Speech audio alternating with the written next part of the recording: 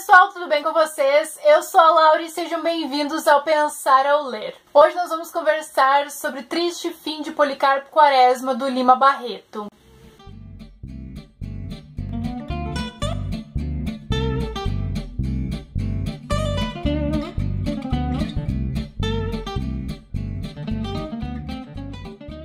Eu já falei aqui no canal sobre Clara dos Anjos e também sobre a sua biografia escrita pela Lília, que é O Triste Visionário. Eu vou deixar esses dois links aqui embaixo no box de informações e também nos cards aqui em cima. Se vocês tiverem interesse, não deixem de conferir esses vídeos. E pra quem já acompanha um pouquinho aqui o Pensar ao Ler, que já viu esses dois vídeos que eu acabei de mencionar pra vocês, sabe que o Lima Barreto é um dos meus escritores preferidos, que eu tenho um carinho gigantesco e uma admiração muito grande por ele. Eu admiro tudo que ele fez, todas as críticas, tudo que ele propôs, tudo que ele lutou. Eu sou muito encantada realmente pela sua obra. E hoje nós vamos conversar então sobre mais um dos livros incríveis do Lima, que é então a história do Policarpo. Começando com as características deste personagem, que foi baseado um pouquinho na história do seu próprio pai. O Policarpo Quaresma era um subsecretário no Arsenal da Guerra e ele recebeu o apelido de Major Quaresma. Ele fazia as coisas sempre no mesmo horário. Todo mundo sabia quando o seu Policarpo estava chegando em casa, e a gente começa o livro com a lição de violão. E isso vai chocar muito a vizinhança, que já o criticava por possuir livros em casa. Possuir livros em casa para uma pessoa que não tinha escolaridade, que não frequentava uma escola, não tinha uma formação superior, era uma coisa fora de cogitação. É também uma crítica do Lima ao academicismo, que ele deixa então essa acidez. As pessoas criticavam muito essa nova moda. O Lima introduziu aqui uma outra forma de pensar no violão, mas também ele já havia falado sobre violão quando ele escreveu Clara dos Anjos. E o Clara dos Anjos critica muito os modinheiros, a forma como eram feitas essas canções, como eram os rapazes que cantavam essas canções, no caso do Cassi, que é um dos protagonistas da história. E aqui é uma nova visão, é uma visão diferente. O Policarpo procurava uma identidade nacional, ele era um patriota, ele era muito patriota. E esta característica dele, ele procurava estudar muito, ele estudou muito sobre o Brasil, e ele achava que poderia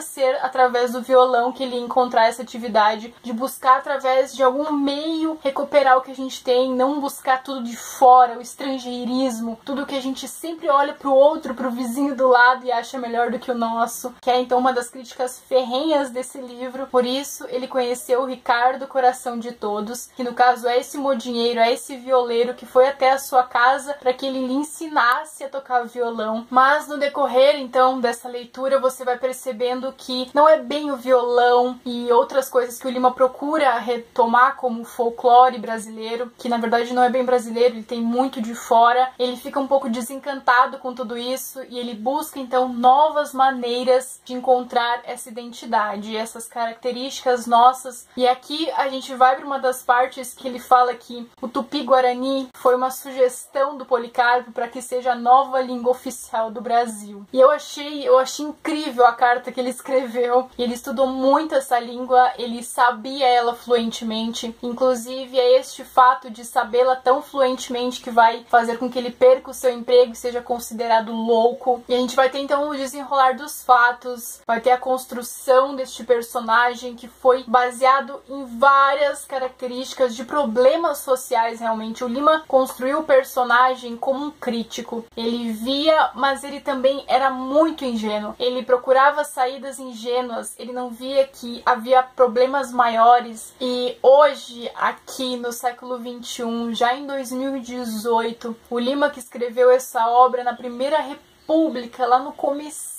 da nossa república, e nós vemos os mesmos problemas até hoje. Eu acho que ele ia ficar muito triste se ele soubesse como as coisas caminharam e como praticamente nada mudou desde então. São as mesmas críticas, é a mesma política, é a mesma ladroagem, é o mesmo jeitinho brasileiro de resolver as coisas, é o mesmo olhar para o vizinho achando que ele é melhor do que o que a gente tem no nosso país, que a gente não tem conserto, não acreditar mais mais no Brasil, e aqui eles já não acreditavam. Imagina o quanto isso não foi se acentuando com o tempo. Hoje você procura conversar sobre política e muita gente não quer falar sobre política. Você mesmo foge do assunto, porque são tantos problemas, são tantas mesmices, a gente sempre vivendo esse emaranhado de promessas, de dívidas, de corrupção, que as pessoas falam que política, religião e futebol não se discutem. Mas eu acho que sim, se discutem. Eu acho que você viver fechado no seu mundinho, não querendo ouvir a opinião do outro, é muito ruim pra si mesmo e pra todo mundo. Por mais que eu também não tenha nenhum tipo de opinião formada sobre o assunto, eu acho que discutir é importante e ver que há problemas é muito mais importante. Então, falando mais um pouquinho da história, ele também vai falar sobre o Brasil rural. O Policarpo acha que a saída do Brasil é o trabalho rural, é a iniciativa com que o meio agrícola produza mais. É uma ideia que dá para se pensar muito do quanto a agricultura é importante, mas mesmo assim o incentivo ao pequeno latifúndio, o incentivo para que as pessoas produzam e continuem no campo é muito pequeno. Não vem esse retorno de você continuar no trabalho que talvez seus pais tenham praticado. E eu fico pensando aonde isso vai levar. Daqui a um tempo não vai mais existir pessoas que trabalhem no campo, vão ser pouquíssimas. E aí como exatamente a gente vai conseguir alimentos? Como é que a gente vai conseguir manter a nossa economia assim? Então é importante se pensar sobre a nossa economia agrária, é importante que a gente dê valor a ela também. E outra coisa sempre presente nas obras do Lima é a crítica contra o racismo. Ele falando então desse preconceito das pessoas, que era muito forte e continua infelizmente sendo até hoje, mostrando então, criticando essa sociedade que vê o negro, que vê o mulato como um ser inferior, um ser diferente. E aqui eu vou só ler um trechinho para vocês. Aborrecia-se com o rival por dois fatos. Primeiro, pelo sujeito ser preto, e segundo, por causa das suas teorias. Não é que ele tivesse ojeriza particular aos pretos, o que ele via no fato de haver um preto famoso tocar violão era que tal coisa era diminuir ainda mais o prestígio do instrumento. Se o meu rival tocasse piano e por isso ficasse célebre, não havia mal algum. Ao contrário, o talento da rapaz levantava sua pessoa,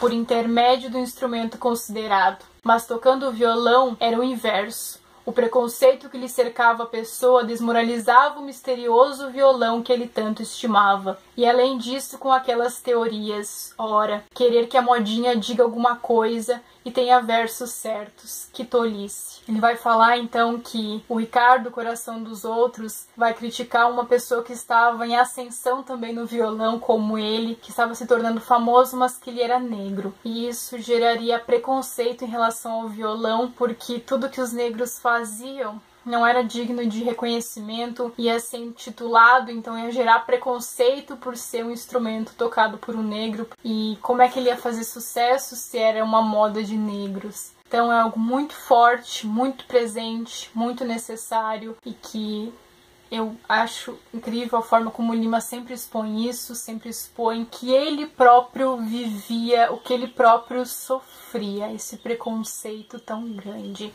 Eu vou só ler alguns trechinhos para vocês. Policarpo era patriota. Desde moço, aí pelos 20 anos, o amor da pátria tomou-o todo inteiro. Não fora o amor comum, palrador e vazio. Fora um sentimento sério, grave e absorvente. Nada de ambições políticas ou administrativas. O que Quaresma pensou, ou melhor, o que o patriotismo fez pensar, foi no conhecimento inteiro do Brasil, levando-o a meditações sobre os seus recursos, para depois, então, apontar os remédios, as medidas progressivas, com pleno conhecimento de causa. E desse modo ele ia levando a vida, metade na repartição, sem ser compreendido, e a outra metade em casa, também sem ser compreendido. Aqui vai ter um diálogo sobre a leitura. Nem se podia esperar outra coisa, disse o Dr. Florêncio. Aqueles livros, aquela mania de leitura. Para que ele lia tanto, indagou Caldas. Telha de menos, disse Florêncio. Genelício atalhou com autoridade.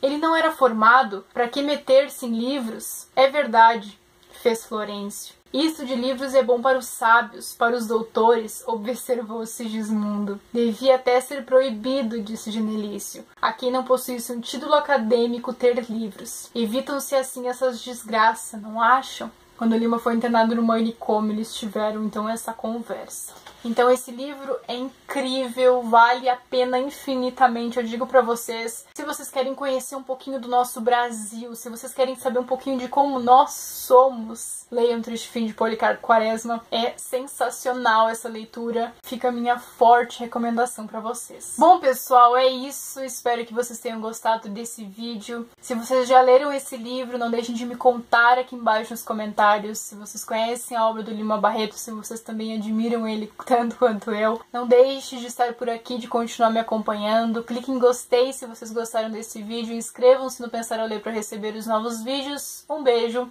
e até a próxima. Tchau!